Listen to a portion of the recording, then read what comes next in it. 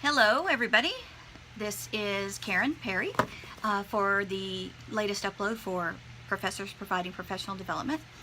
Today I'm going to talk about, since it's Halloween, happy Halloween everyone, I'm going to talk about a few of my favorite Halloween books that I would share with kids when I was in the elementary class library and middle school. You've probably heard of these, so it's probably nothing new to you, but those of you maybe new to the profession, maybe haven't seen some of these, or if you do already know about them, maybe they'll refresh your memory on how good they are. I'm going to start with something I would do for like a creative writing activity, and we would do it as like a round. So like they would see the prompt, which I'll show you in a minute, and one student would start a story based on the prompt. And then after a couple of minutes, I would call time, and they would pass their paper to the right, and the next person would continue the story. And we would move the paper around at least 5 or 6 times, so we could get a good variety of writing and ideas on the same paper. I'd kind of give them a heads up when it was kind of time to try and wrap it up, you know, very short little thing, a little scene. But if it ended in the middle, it didn't matter either. I would just tell them to say, and that's where it ends, because it was really just for fun. And so, of course, for Christmas, Halloween, and you want to write scary stories, the Mysteries of Harris Burdick, Chris Van Allsburg, is definitely the way to go. This is the portfolio edition. And it's just, the pictures are just amazing. It gives you a picture, a beautiful drawing, of course, and then it gives you, of course, the title and like maybe the first sentence. The 7 chairs, and then it says the 5th one ended up in France. And so that was a great thing for the kids, because now they have a first sentence. They now have somewhere to go. So that's why these are great for prompts. Archie Smith, Boy Wonder.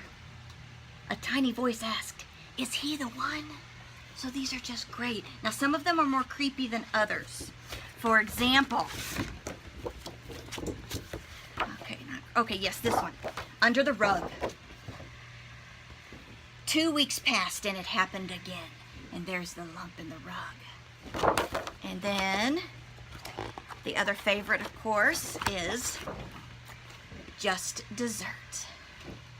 She lowered the knife and it grew even brighter. So, just fascinating how the stories that can come out of these. I always loved having them read their stories after it was finished and after it had already gone around through several people. You know, it turns out to be creepy, but totally funny too, because people are, you know, playing off of each other. Another Chris Van Allsburg that is great for this time of year is The Widow's Broom. I love this story. I mean, who doesn't want a magical helper around the house? But it's just fascinating. These sepia tones, and the story is just wonderful. It's a story of just friendship, and it's great. So apparently what happens, well, I don't want to book talk too much. A witch crashes and in the woods, and then a widow comes along and finds, so she's crashing, she lands in her like garden, and then it's a witch who it belonged to, and they spoke, and then all of a sudden someone like came to pick her up, and off they go. And so her broom is left behind, the one she crashed on. And so the broom now is around this house and helps the woman with chores. But of course, some people see what's going on and freak out and start wanting to like hunt the widow down, or chase the broom down and ruin the broom and break the broom because it's scary. But the ending is great. All right, so now on the lighter side, one of my very favorites is Halloweener. He did not want to go as a wiener. There once was a dog named Oscar, who was half a dog tall and 1.5 dogs long. So anyway, they always made fun of him because of his shape, and his mother always embarrassed him. "Farewell, my little Vienna sausage." And so he did not want to, for Halloween, he was daydreaming of scary costumes, and he really was excited. He wanted a scary costume, but instead his mother made him something, and she made him a hot dog costume, and he just was not at all thrilled. But it works out in the end. I also like Mark Teague's One Halloween Night. I love his illustrations, for one thing. But the story is great too, because of course we've got friends that are being chased by a group of bad witches, so just like bad, like bullies, and you know, they get their comeuppance in the end. But the illustrations are what make the story even better than it is. All right, so now you're going to get to see my fascination with no, not yet. No, yeah, I'll do it since I started. Okay. I love Grizz Grimley. His illustrations are fascinating to me. I could look at them all day long. This is Boris and Bella. So it's a friendship story, you know, love story kind of, and they get, you know, they kind of get in a fight, and they're gonna have it's about a party, and they're just so cute. Bella sat by herself in her messy cave. Drat that hairy beastie, my party would have been an absolute scream. Boris sat by himself in his tidy dungeon. Drat that hairy beastie, my party would have been frightfully delightful. So anyway, they have a fight about the party, and then in the end they come to a compromise, and it's much better. When Bella and Boris came together, they discovered an amazing thing. You're just the right size, they cried.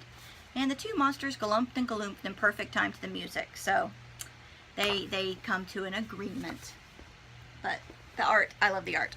Okay, and then we've got a retelling of The Legend of Sleepy Hollow, which is perfect for this time of year. But this is as imagined through Grizz Grimley. So it's heavy in text, so it definitely would take a while to read this to your classes.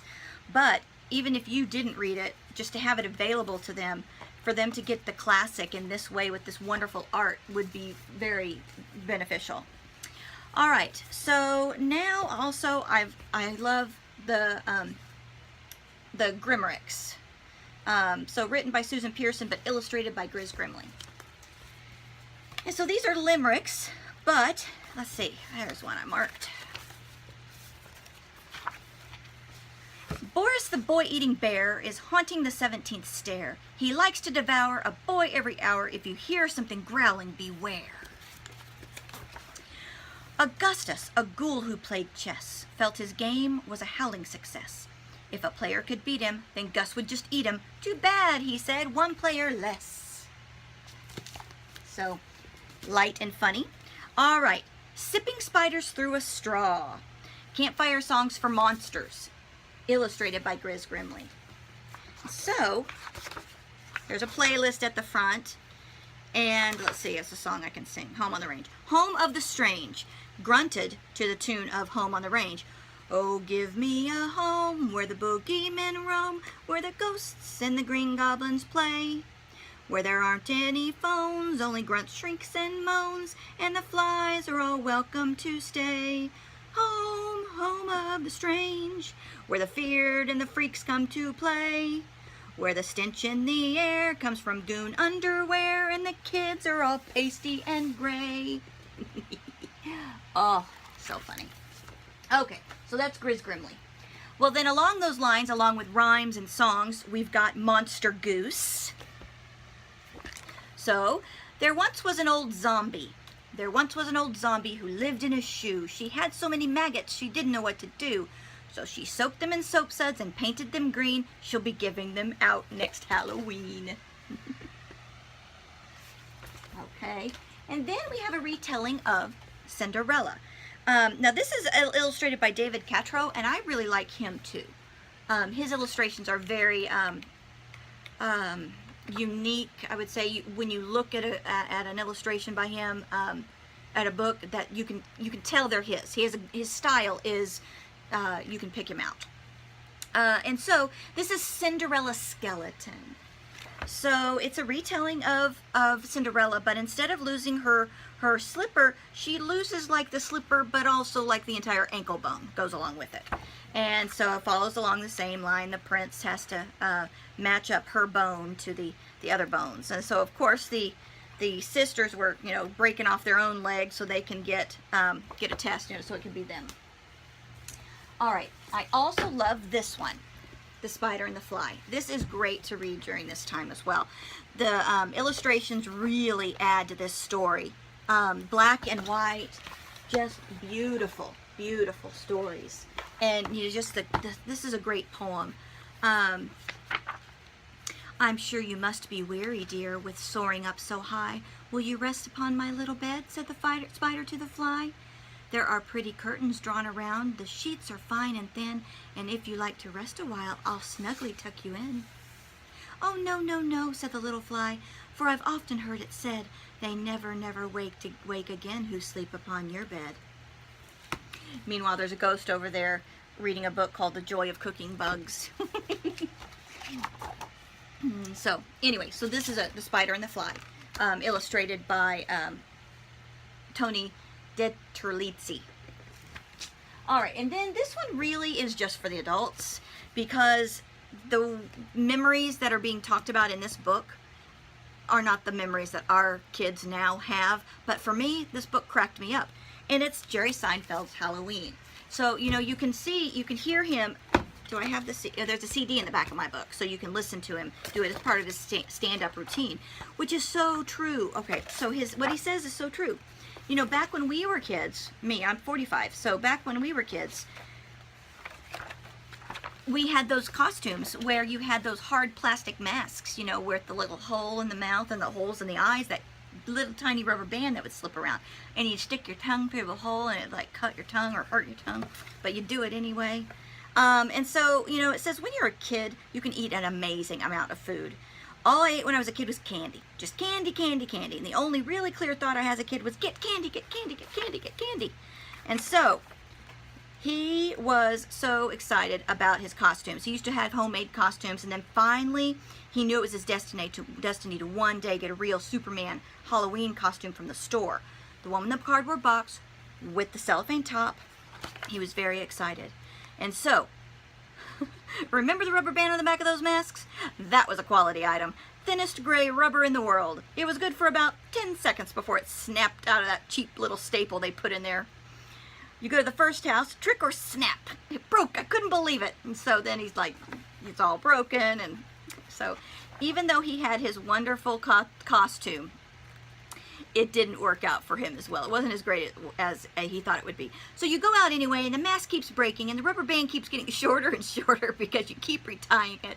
It gets getting tighter and tighter on your face, and now you can't even see. You're trying to breathe through that little hole, and it gets all sweaty.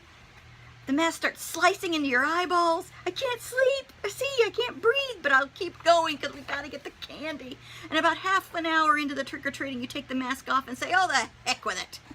Bing bong, yeah, it's me. Give me the candy. I'm Superman. Look at the red pant legs. That's another thing. You cover up your costume with a coat when it's too cold. So what's the point of a good costume? So anyway, all right. So that's my collection of some Halloween reads for today. So in the comments or on wherever you see this, reply on Facebook or Twitter.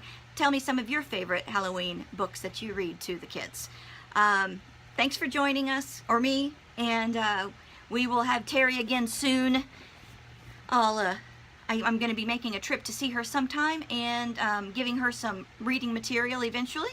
And when I'm there, hopefully we'll snag a video. Until next time, happy Halloween!